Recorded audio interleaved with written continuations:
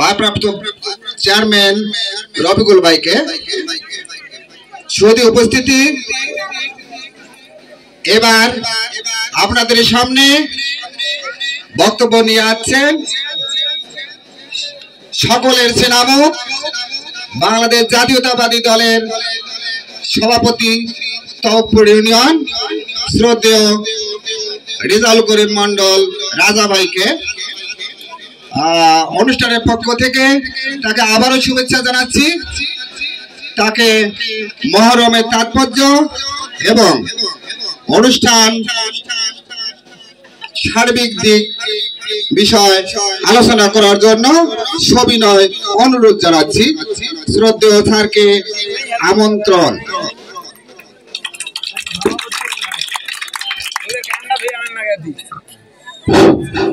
বিসমিল্লাহির রহমানির রহিম। তওয়াক্কুল বামনাছড়া 2 নম্বর ওয়ার্ডের এই আজকের এই নয়াগ্রাম এই মাঠে আমাদের এই মুসলমানদের ঐতিহ্যপূর্ণ একটা হাসান এবং হোসেনের আমাদের ধর্মীয় অনুষ্ঠান, কিভাবে ওনারা আমাদের এই ইসলামকে প্রতিষ্ঠিত করেছে, এই উপলক্ষে আজকের এই জারিগান পালা। তা আজকের এই অনুষ্ঠানের আমার মাঝে উপস্থিত আছেন সম্মানিত সভাপতি, আমার সাথে আছেন আজকের এই অনুষ্ঠানের আমাদের এই ওয়ার্ডের বিএনপির সম্মানিত সভাপতি, সহসভাপতি, এবং আমার পাশে বসা আছেন আজকের এই অনুষ্ঠানের আমাদের আহ্বায়ক প্রাক্তন ইউপি সদস্য ইনাল হক মানিক।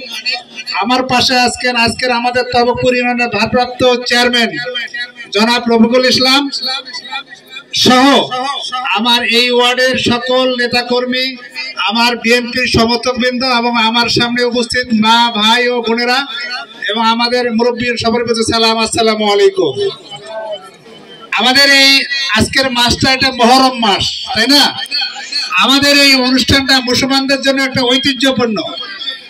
আমরা আমাদের পূর্বপুরুষ থেকে দেখেছিলাম এই মহরম মাস আসলে আমরা 10 দিন আগে আমাদের ঢেকি কোনোদিন চলে নাই, মারা হয় নাই। কারণ আমাদের এই মুসলমানের যারা আমরা মুসলমান ধর্ম যারা পালন করি, তাদের আমার ইমাম হাসান এবং হোসেনের যে কষ্ট, যে নির্যাতন, আমার তাকে উপলক্ষ করি আমরা এগুলো করি নাই।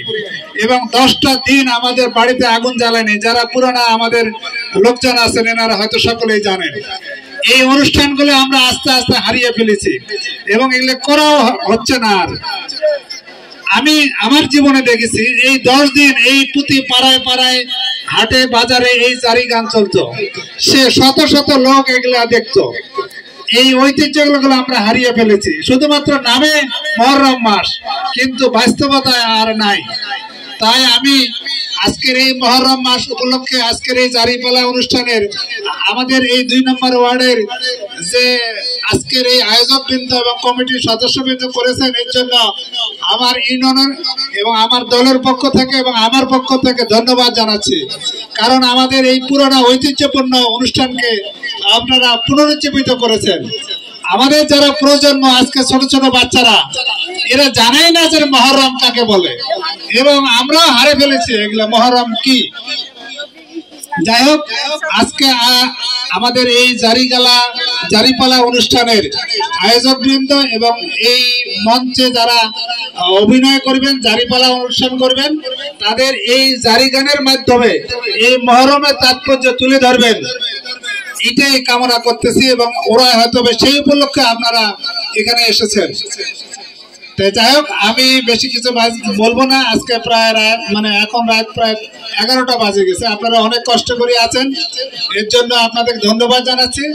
আর যারা আজকের এই আয়োজক এবং শিল্পীবৃন্দ আছেন, ওনারা যারা সুন্দর এবং সুষ্ঠুভাবে আজকের এই জারিপালা অনুষ্ঠান আপনাদের উপহার দিতে পারেন, এই আশা আহ্বান রেখে এবং পরিশেষে আমি অনুরোধ রাখতেছি, আজকের এই কমিটি বৃন্দ আমাকে বলছিল যে আপনি থানার কাছে একটা পারমিশন নেন, অনুমতি নেন। কারণ এগুলো অনুমতি দেয় না থানায়। কারণটা হচ্ছে এগুলো করার পর এটা মারামারি হয়, দেখা যায় পরবর্তী পর্যায়ে আরো এগুলো ঝামেলা বাড়ে। তা আমি বলছি ঠিক আছে, আমি দেখবো বিষয়টা।